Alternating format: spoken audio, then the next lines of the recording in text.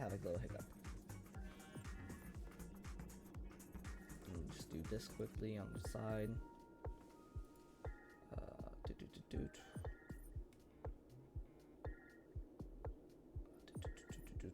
Just doing some stuff real quick.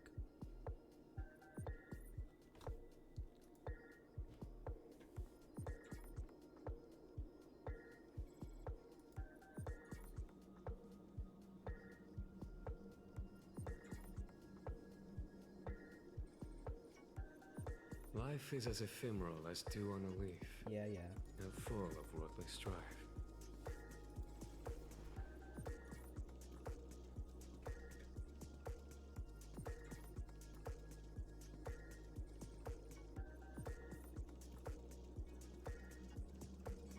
Life is as ephemeral as dew on a leaf, and full of worldly strife.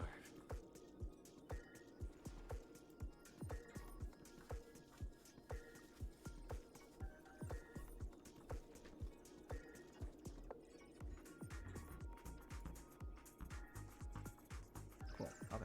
There we go. There we go. And there we go.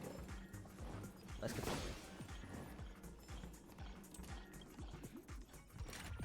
Cutscene!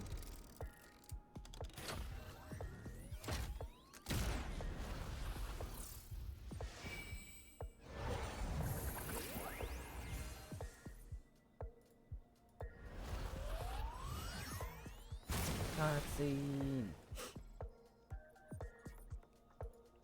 That looks like a good fireworks. Congratulations to the Galactic Baseballer and Firefly Oh, okay, that's the thing. on becoming Galactic Baseballer. Festival champion. Yeah, let me just do this, don't worry, it just balloons. There we go. Harmony Festival. Let's give a round of applause to our aspiring young guests. Yeah, we're awesome, we're amazing. We are beauty themselves. We own that fraud. Get that fraud out of here.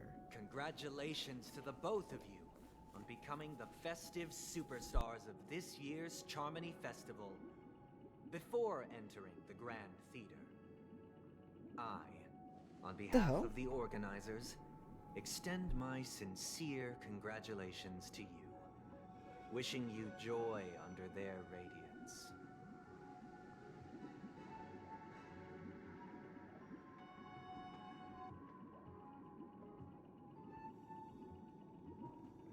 Wow, I guess it's serious congratulations from our Sailor Dudes.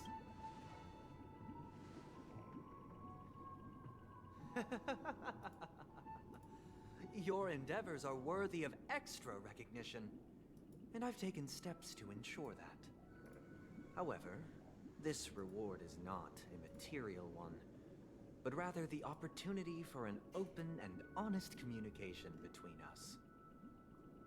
As previously promised, my sister, Mr. Yang, and I have met with the Dream Master. We delved into the truth about Penacony and its Stellaron, and have come to a consensus. Both I and the Oak family cannot acquiesce to your request. Just as expected. We acknowledge the perspective of you, Nameless. Penacony does require change, but not as you propose. The planet of festivities cannot and will not revert to a place characterized by chaos, disorder, or anarchy. Through your journey of overcoming obstacles, you must have glimpsed the essence of that era.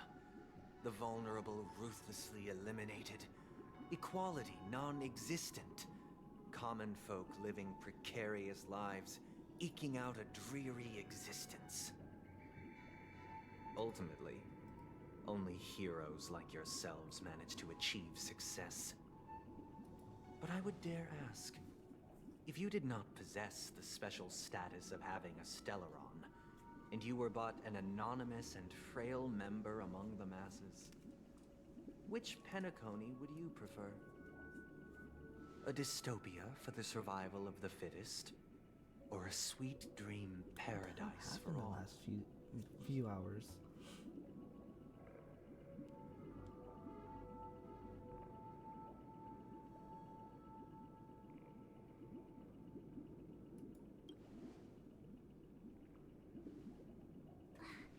That's not the point! Oops. Don't let him mislead you!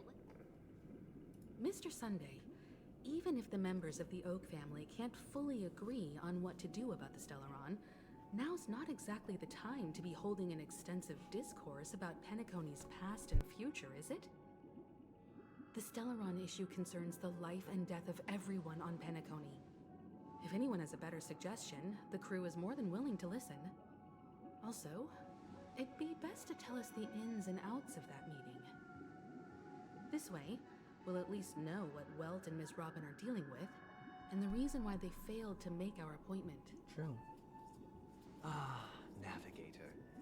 That is precisely my intention. With all present, let's begin by discussing the details of that meeting. Let's talk about our tribulations and choices, our ideals and beliefs, and our final course of action. The only path to take. Are switching POVs? You mean to say that for the longest time, there have been scoundrels who would use the Charmony Festival that I have bequeathed to the masses as a tool to realize their ambition? Indeed, Dream Master. Once the Charmony Festival begins, the Stellaron's powers, along with the song, will be broadcast across the entire planet of Penacony. And then everyone in their dreams will be unable to awaken. This is indeed surprising to me. The dreamscape is maintained by the collective effort of the 5 families. If someone were to use the Charmony Festival to recklessly disseminate the power of the Stellaron, this individual must hold a position of great authority. Do you have any suspects? I'd like to ask, did you really not know of the Stellaron's existence? I would have never thought that this nameless would point the spear at me. Quite astonishing indeed. If I have offended, the Astral Express extends its sincere apologies. But the current circumstances are dire and leave no room for meticulous inquiry. We're doing this out of concern for the Dreamscape's safety. So, if you could, please alleviate our concerns. Dream Master, it's just to prove that the Charmony Festival has nothing to do with the Stellaron. If we're being overly cautious, I will return to the stage to offer tribute in song, just per the arrangement.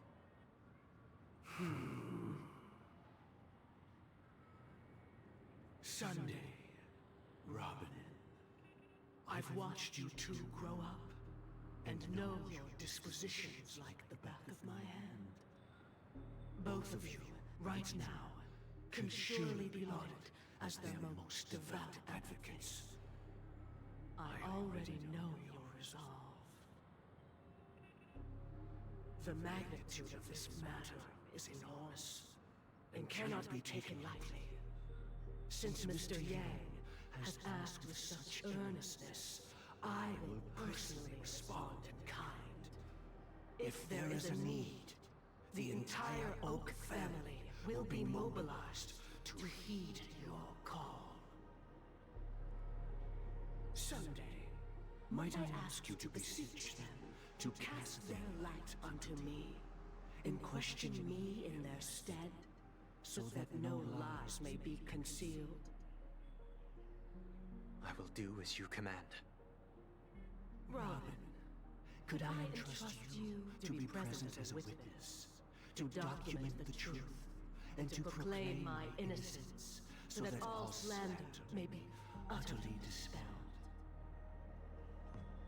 I will do as you command. May thy will be carried out on earth, just as it is in the heavens. Interesting. Oh, triple-faced soul. Please sear his tongue and palms with a hot iron, so that he will not be able to fabricate lies and make false vows. Let us begin. There is nothing else to prepare. Understood? Huh? Question. Have you devoted your life to your god, never worshipping other gods? Naturally. Do you love your god as you do yourself? Always heeding their admonishments? Naturally.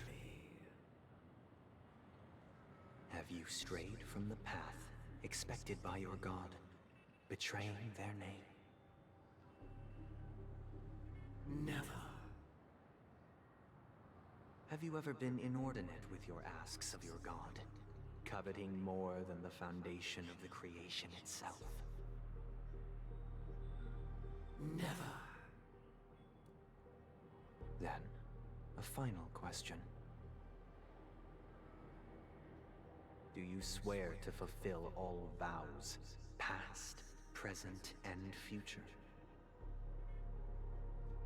With the Eon as my witness, if I do not deliver on my words, or if I renege on my vows, may I be cursed in accordance with divine law. They have seen your faith, and have endorsed your faith. With this, it can be evidenced. Just a moment. Oh. What is it, Mr. Yang? I have another question I hope to have answered. To my understanding, the family's harmony and prosperity have never relied on so-called divine laws. The god you both mentioned, are they truly Shipe? Mr. Yang should know that those belonging to the family toil together as if they were kin, embracing solidarity and unity under their light. All duplicity is laid bare before the harmony. Such a delicate and complex symphony. Which other god could perfectly harmonize this, if not for the Great One, Shipe? Perfectly harmonized. Therein lies the problem. It isn't an outsider lurking in the shadows who changed the harmony, but a dissonance that has surreptitiously emerged from within this very symphony itself. In the distant past, there existed an Eon. With one flick of the wrist, they crafted the laws of the cosmos. Their followers formed the Beyond the Sky Choir, spreading solemn and reverent hymns throughout the universe. Later, they fell. The route traversed by this Eon clashed with the harmony, ultimately being absorbed and fused into it. The chorus that once reverberated across worlds fell silent, and when it echoed anew, it was transformed into the hymn of harmony. Though an Eon may perish, paths with no masters still linger. In the all-forgiving harmony, echoes of bygone dissonance may subtly arise. Mr. Yang. Being overly astute can be a detriment. Especially when you find yourself alone and without allies. So this is how it is. For the sake of our grand cause, Sunday, please afford these two an opportunity to rest. What?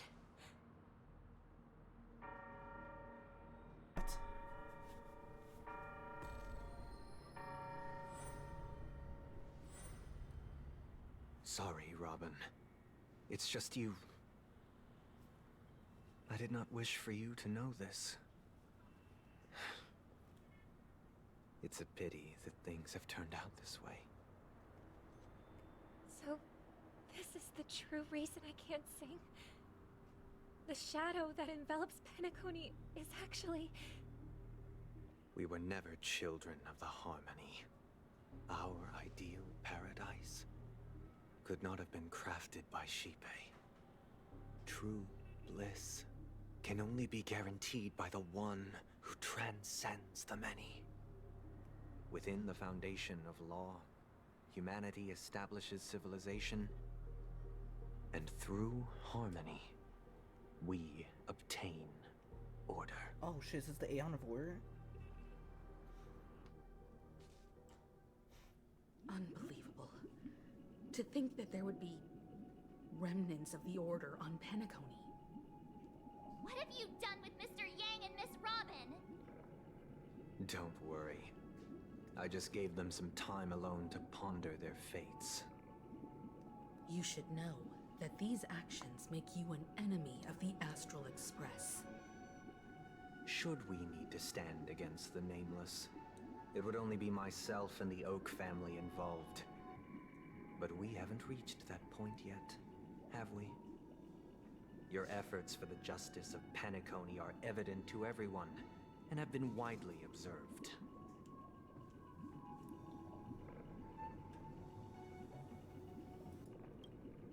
Smart kid. You're just as sharp as the other one. If it is the Order that drove you to imprison Welt and Robin, and you're using them to coerce our compliance, then there'll be no point in entertaining any type of discussion. You're mistaken, Miss Himiko. They are in very safe hands, and just as the family has always proclaimed, no one can be harmed in the dreamscape, least of all in the beautiful new world belonging to the Order. Penacony and the entire universe have witnessed far too much innocent bloodshed. The strong wield their blades against the weak, and the victors push the vanquished to the brink of life. Natural selection. The world abides by this principle, establishing the well-being of humanity atop the corpses of the downtrodden. Only we, or rather, Wait, that's right, because the Order possess the power Order to was put an end to this farce. was consumed So by you've decided Harmony. to resurrect a dead Eon? No one's ever done such a thing. That's right, I forgot. If Miss Himiko is Harmony interested, destroyed let's draw the back Order. the veil and speak candidly. I've always firmly believed Order that was people part can of understand this one whole another time. through peaceful means.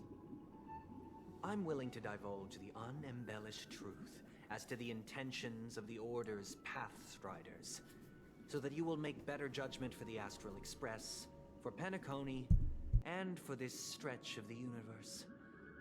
Words can hardly do justice to the beauty of that ideal. So, come with me, everyone. Let us retrace our steps and see once again where this road leads. Huh? Where'd he go? Welcome. This isn't any location in Penacony's dreamscape. It's my inner world. The reason the scenery before you remains unchanged is because your consciousness has drawn on similar concepts to fill in the gaps.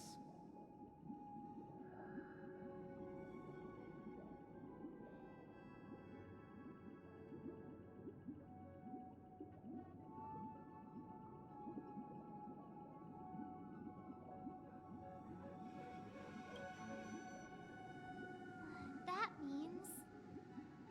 Did you do the same to Welt? It's a tuning process, stronger in effect and more draining on the mind.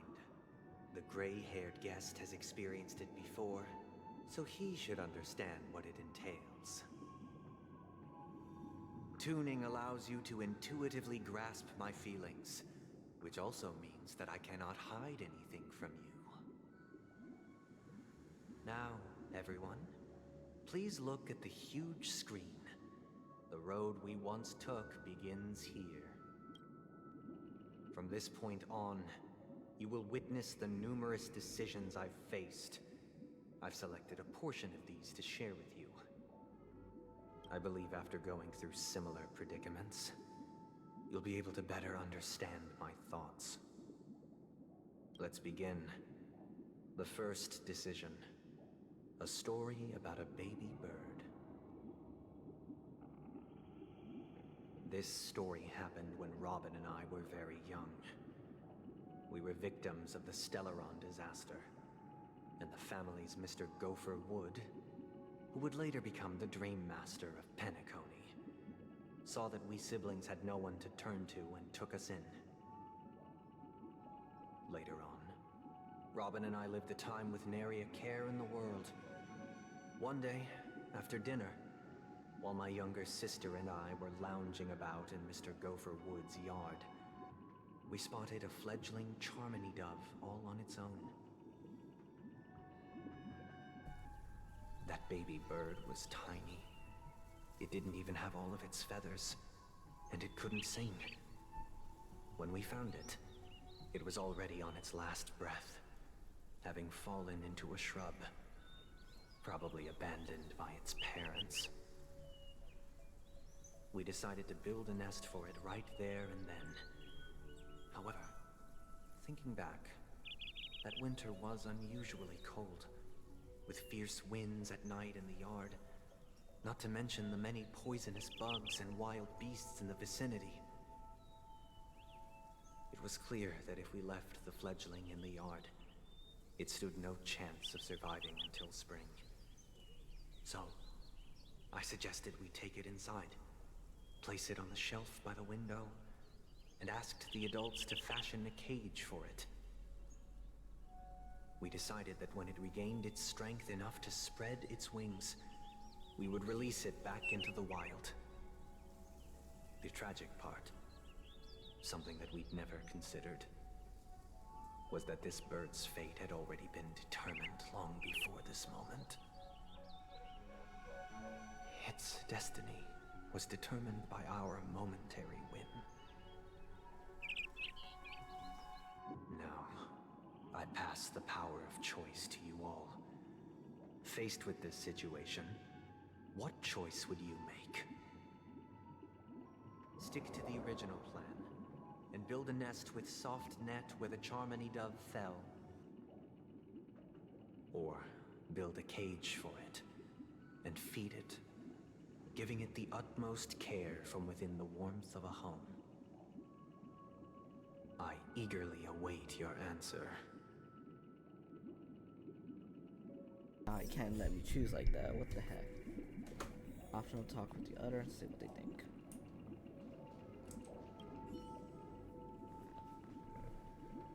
It looks like he really has no intention of imprisoning us.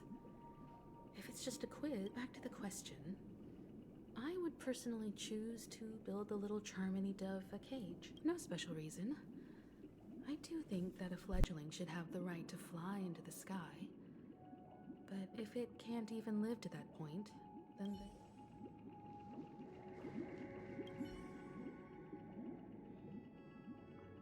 That guy just casually throws this kind of question at us? What exactly is his deal? But fine, I'll answer, I guess. If it were me, I guess I'd choose to build a cage for the little Charmony dove. After all, leaving it there, it's bound to get hurt by wild animals or something.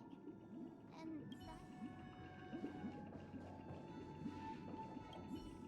What do you guys say? I can't decipher his intentions right now, but based solely on that question, I would probably choose to build that dove a cage. Even if I was gonna release it If back into the everyone's saying sky, it'd build a have to be cage, strong enough to we'll fly build a first. cage. If I left it where I found it, I fear it'd never get the chance to fly. I feel like this like walk of fame. I feel like this is something he's gonna trick us saying like, yeah, I told you. Did I talk to everyone? Yep. Build a a cage for the little bird. Little bird.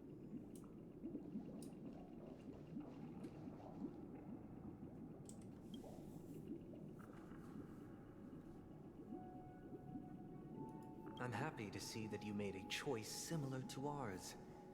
If your mind is made up, let me reveal the outcome of this choice.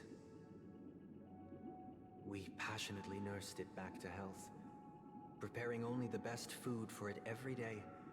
We even preened its feathers. Later, on the day that Robin left Penacony, we opened the cage door and let it fly back into the sky. I watched it for a long while by the window, probably about 3 or so days.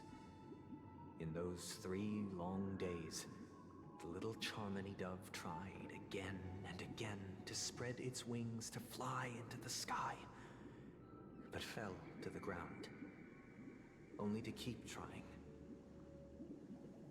Finally, on the 137th attempt, it succeeded. But its attempt did not go perfectly. After flying unsteadily for a while, it fell to the ground, unable to grasp the direction of the air currents. The fall shattered its wings. It writhed helplessly in my embrace. But it was all for naught, finally succumbing to a painful demise. And in that instant, our tender care, our given love and hopes, they all became the inevitable push that sent it to its death. I deeply regret the choices we made. Next, let us head to the second decision. This time, it's the story of a dream chaser. This story happened when I was appointed as Bronze Melodia, a position exclusive to the Oak family, charged with listening to the problems and vexations of Dreamscape residents, and providing them with the relevant guidance. It was during that period that I had the opportunity to hear voices from all corners of the Dreamscape. Joy, sorrow, arrogance, regret. The complex tapestry of human nature that formed the world. And I was fortunate to catch a glimpse of it. He was a dream chaser and an illegal stowaway. Just like the rest of them, he came to Penacony in search of a better life, except that, to most people, the price he paid, I suppose you could say it was everything. He told me I sold everything I could at home. The house, the land, even his 2 children. He said he could not afford to raise them, and that at least they could eat if they lived as slaves. He had a plan in place. He would buy back his children once he had made his fortune, and enjoy Penacony's beautiful dream with them. Alas, his plan to smuggle himself was somewhat clumsy, and he was sniffed out by those pig-headed hounds. After hearing the Dream Chaser's story, I immediately appealed to the Bloodhound family to cease their pursuit. That way, at least he could live peacefully. But I was still too naive to the ways of the world. I did not anticipate that what I thought was a kind gesture would later lead to dire consequences. I'll tell you the outcome soon. For now, I'd like you all to make a choice. Will you do as I did, and try to convince the Bloodhound family to stop their pursuit, so that the Dream Chaser may live peacefully and realize his will? Or will you remain silent, leaving him to languish while the hounds are hot on his heels, until I look forward to everyone's decisions. Who knows?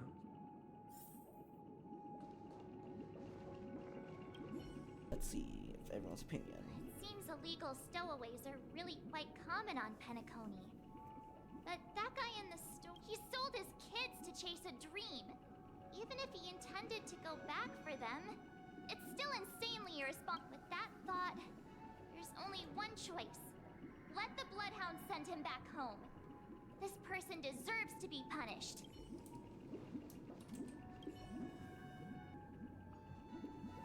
A dream chaser story. If I acted out of kindness, I would probably ask the Bloodhounds to stop their pursuit and lend him a hand.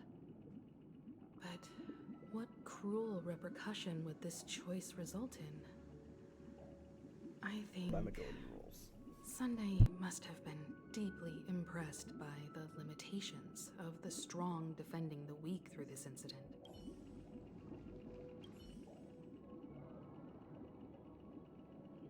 This question. Surely it has some connection to the baby bird story. And this connection is precisely the breakthrough Sunday aims to use to. I'd probably choose to ask the Bloodhounds to cease their pursuit. Okay, so let's cease the pursuits. Majority rules. Sorry, March.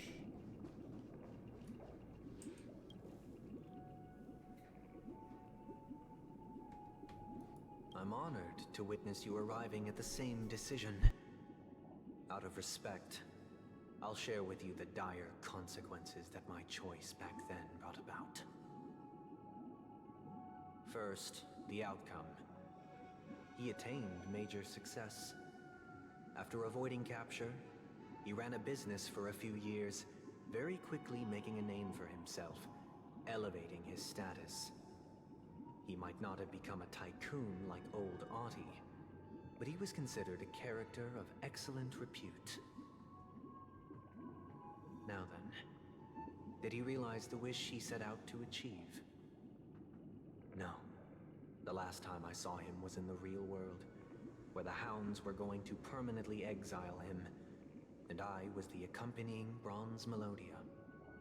The mission was simple. Listen to the criminal's repentance. He told me the reason he was in this predicament was because he conspired to usurp the head of the Alfalfa family. When I asked him about his 2 children, he instead responded with a question. What children?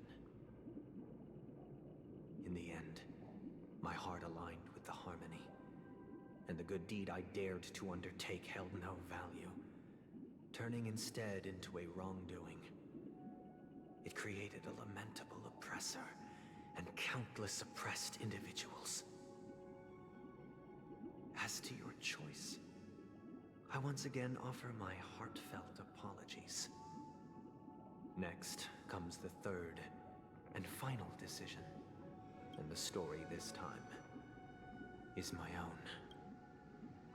This story happened the day I was appointed the Oak family head. At that time, Mr. Gopherwood was the current Dream Master, and as per his wish, we had a private What surprised me was that the Dream Master had only come to deliver a letter to me. He let me read its contents, and it was a letter from my sister. The letter contained the usual pleasantries, anecdotes from her travels, nothing out of the ordinary. Just as I started wondering how this letter related to our discussion, the Dream Master began to speak. Do you know who wrote this letter? My sister, of course. But why would you personally visit me to hand me a letter from my sister containing mere trivialities? To help you grasp the full scope of this issue. Do you know where Robin is at this moment?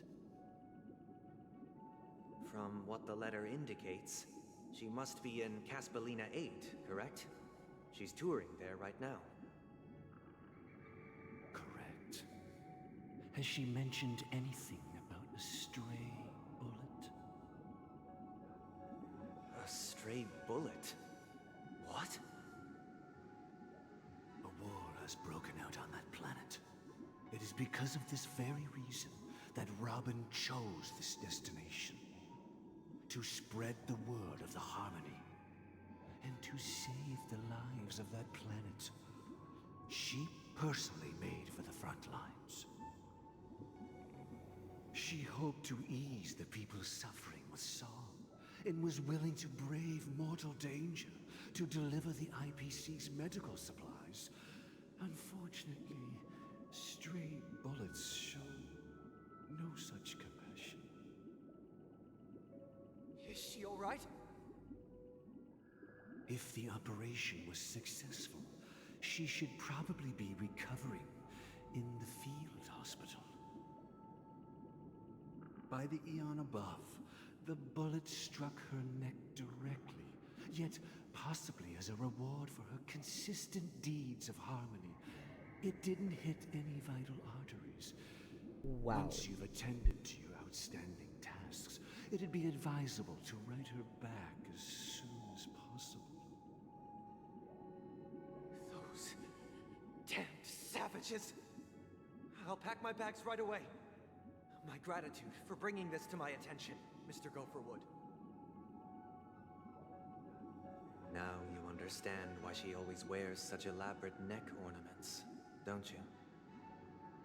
How could this happen? Miss Robin. It's all in the past, so please don't worry.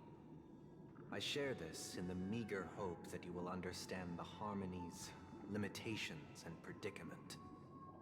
As grandiose as the strong defending the weak sounds, many times, it is nothing more than likewise. I've prepared one last question, one last choice. But rest assured, this choice will not have any grave, because this is merely a figment of imagination, a nightmare that has haunted me through countless nights.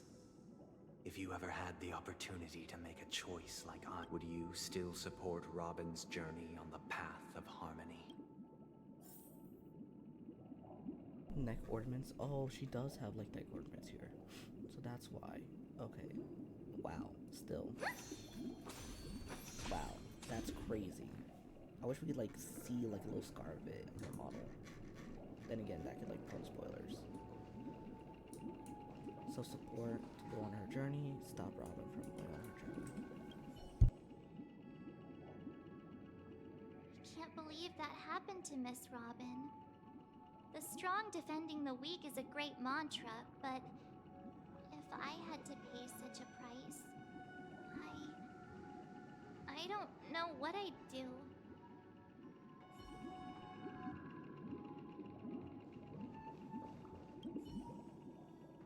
I often feel like I've dreamt of similar scenes on certain nights. In the dream, I see blurry faces. I don't know who they I feel are, like this is a but broad I HI3 sympathize reference. with all of them, fighting for survival against some unfathomable force. Their confusion and fear are lucid to me, but I also remember they chose never to give up. Just like Miss Robin.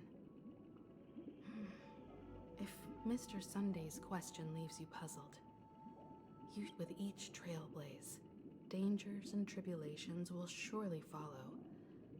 But would you ever back away? Would you stop March and Don Hung from reaching their next destination? I believe you have an answer of your own in your heart.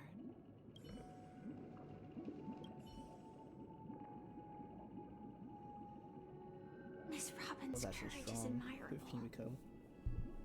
And here I was thinking she was just another superstar celebrity. But the fact that she's also Mr. Sunday's younger sister? No, I doubt he'd wish harm on his own flesh and blood, no matter how grand the ambition. Okay.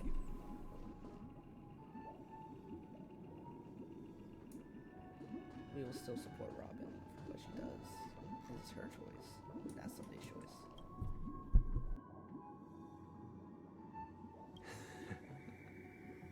I see. I am now aware of everyone's stances. Raising these questions merely serves to illustrate one point. The plight of Penacony cannot be salvaged by the harmony. The true foundation for a sweet dream paradise can only be established through the order, where the strong govern the weak. I know the suffering of being tormented, the turmoil of losing your way, how sorrow and even despair set in when matters don't work out. All of this causes me unending pain, because this is not what happiness is at all. We must teach the weak how to live a happy life. And this life isn't some noble propriety that the upper crust preaches, but in definitive terms, a way of survival that belongs to everyone. So what is your definition of living a happy life? Good question. Human consciousness is fundamentally an illusion, a cage known as self-worth. People lured in by this illusion make mistakes, yet still ask that external influences bear the burden. When one mistake after the next permeates the masses, they become impossible to trace. Thus, the amassing of these individual cages culminate to form a prison, a place dictated only by the rule of survival of the fittest. Nature is always accompanied by predation and sacrifice. Its antithesis is known as order. That is what I want to do. Unite people's happiness under the banner of order. They won't need to make bitter choices any longer, nor face the weaknesses of humanity. They can cast aside their primal instincts to build a haven for mankind. Simply describing thoughts is far too abstract, so allow me to provide a simple example. As you all may know, there are societal norms like weekends and long weekends that exist on some worlds. During these hard-earned rest days, people are given the chance to extricate themselves from the stresses of everyday life, allowing a certain tranquility to return to their souls. And it is only on these days that people do not have to adhere to the law where the strong prey on the weak. They can live out their lives happily during these brief intermissions. It's just a pity that 2 or 3 days are still too fleeting compared to the span of a lifetime. From where I stand, society's ideal system should be 7 rest days. Following Sunday, there should ensue a second, a third, and indeed an infinite procession of Sundays. This should be the face of the new world. Idyllic, eternal, peaceful days. Whoa, whoa.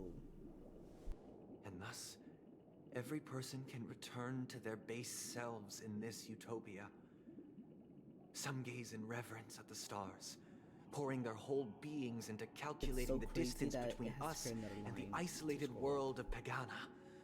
Meanwhile, some seek refuge in quiet corners, holding one another, unencumbered by the chains of unwelcome obligations. There would be no need to bear the hardships of reality. Only in this way can humanity face the inevitable end with the purest of spirit. Living a life of dignity. This is what it is to live in bliss. Miss Firefly, you who are stricken with entropy loss syndrome, you of all would surely understand this.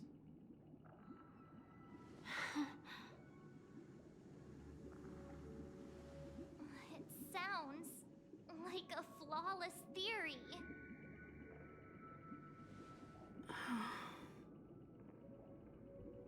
But what is the price to attain all this? The cost is minute, merely a personal and eternal sacrifice. If this paradise is to be maintained for everyone, Someone must remain trapped in solitary wakening until the end of the cosmos. Wakening. Which means that this so-called paradise is still a dream. Stepping into this paradise means forsaking reality, correct? It is not forsaking, but transcending. Flesh, blood, sorrow, weakness. If the physical is the root of spiritual suffering, it is only logical that we defeat it. But in this supposed bliss, people won't have defeated their demons.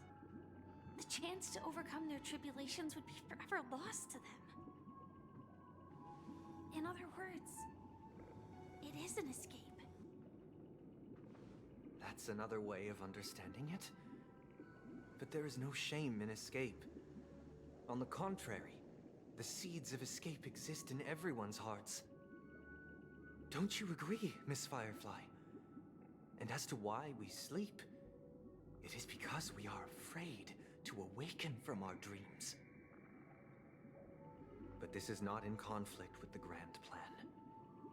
Only in acknowledging this can we truly understand the frailty of human nature, and from there, show compassion and protection.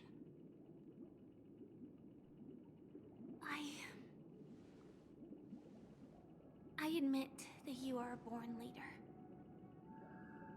Your perspective on humanity brims with pessimism. Yet you express compassion for all, even when your heart pities them. But unlike you, I live for the self. From my perspective, individuals making choices for themselves is their birthright. The want to escape may be innate in the weak. But whether they are weak or not, it is not up to another to decide. Perhaps in your mind, you also view me as weak?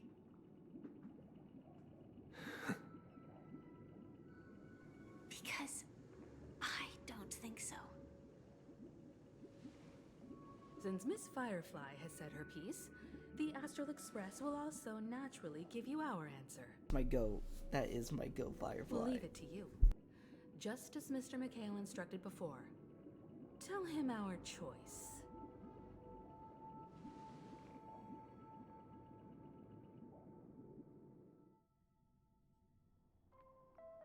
What is this place? Does this place ring any bells, Misha? I don't know, but I feel a sense of deja vu. What is this place? It's the realm within a dream bubble. This was left to the Astral Express by a nameless, but weirdly, when we entered it, it was completely empty. Dr. Edward from the Dreamscape sales store told me that dreams are formed from memories, and a dream bubble can't take shape if its core is empty. So I thought you might be able to help us in unraveling this mystery, Misha. As a hotel doorman, you know Penacony best among us. I don't know much about dream bubbles, but if you want to figure out what this mansion is, I'll do my best. I'm counting on you then. Himeko, I still don't get it. Why were you so sure that Misha had a connection with this dream bubble? I wasn't sure. It was just a hunch. But since Misha feels familiar with this place, my hunch might be correct.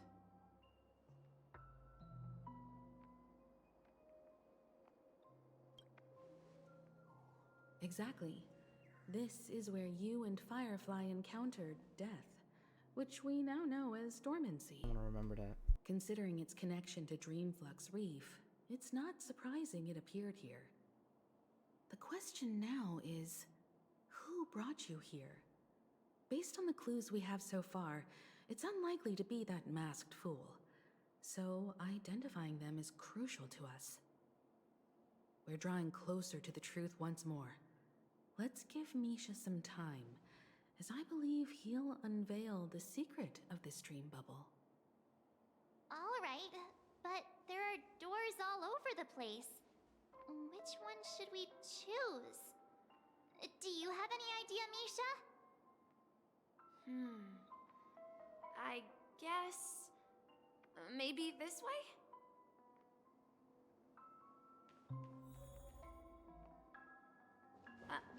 I'm not entirely sure, but... let's give it a try. Wait, you managed to choose the right door on your first Weird.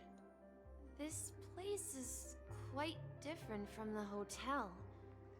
But I feel like I've been here before, and even lived here for a while. If I remember correctly, there should be a fireplace down that hallway. Clocky and I used to sit by the fire, listening to the crackling of firewood. And the room on the other side was the toy room. I loved spreading out all the toys from the box on the floor and making up stories for each of them. Hold on. This doesn't make sense. Didn't I grow up in Dreamflux Reef? So, what is this place? This could be a case of amnesia. Don't worry, Misha.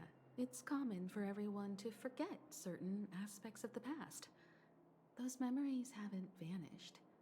They're just lying in the depths of your mind. We can surely get them back. Since this place seems familiar to you, why don't we explore a few more rooms and see if you can recall anything more? Yeah, then let's check out the rooms I just mentioned.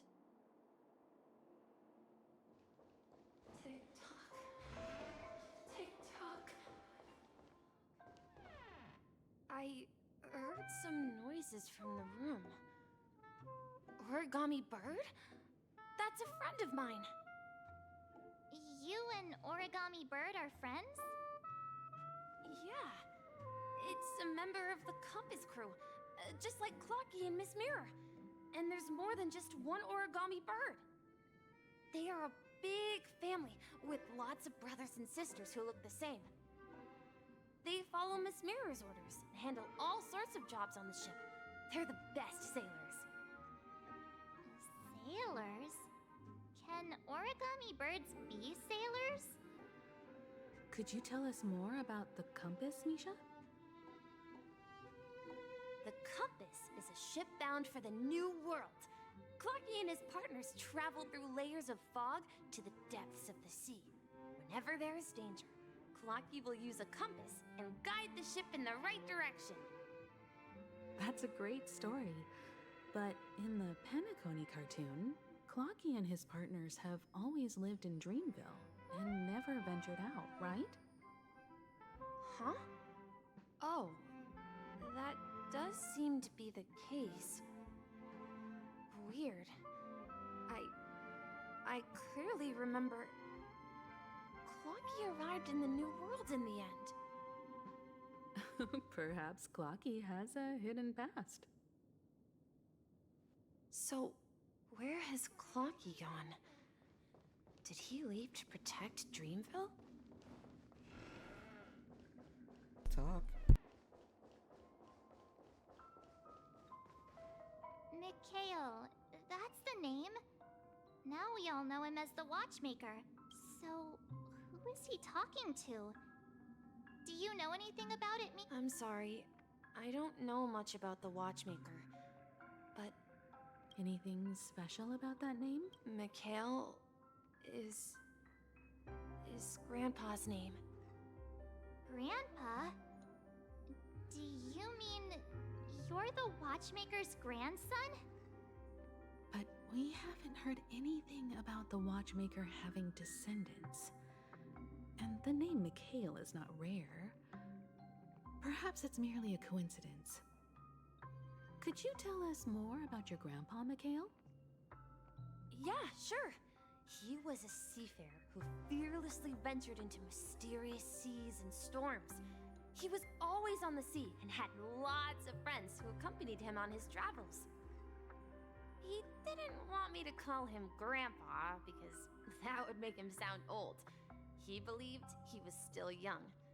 The name Mikhail was given to him by his parents, Mihaly and Elise, both renowned seafarers. Every time he came back, he'd share his logbook with me and tell me about his adventures at sea.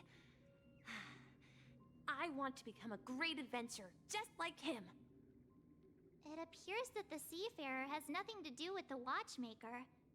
So, perhaps it's just a coincidence? So, where is your grandpa now?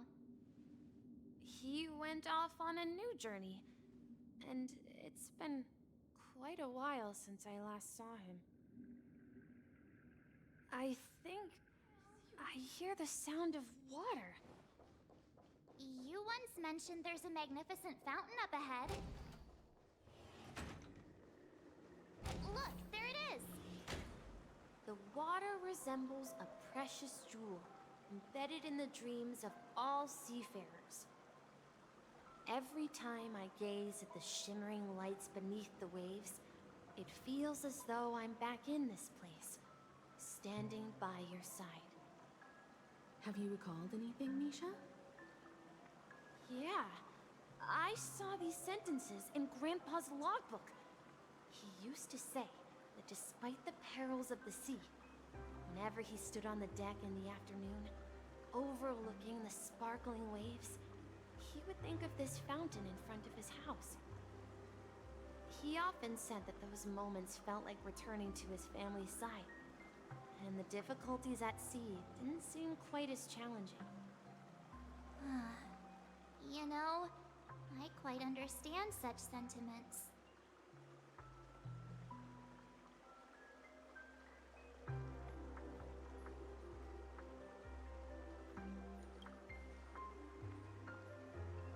Hey, don't tease! I was just being a bit sentimental. Perhaps every adventurer far from home carries a fountain within their soul.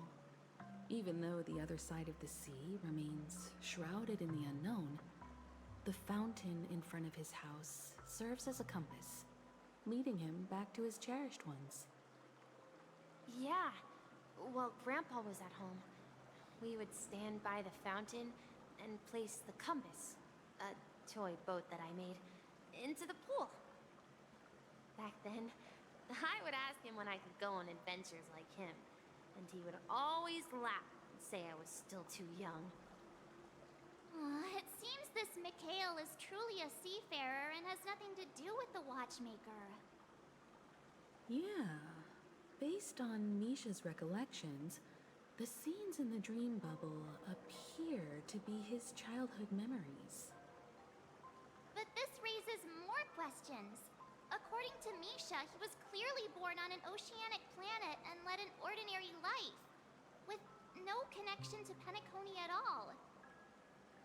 Could this be some sort of metaphor? Perhaps the sea refers to the memory zone. I'm sorry. I don't know, but my memories keep pouring out uncontrollably, like water flowing from a fountain. Perhaps I'll remember more things if we go further.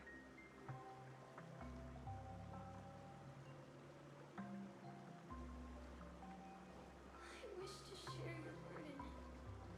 We're going to the opposite side, right? No, we should turn left.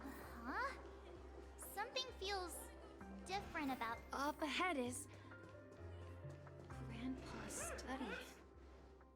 The atmosphere in this room feels totally different. Misha!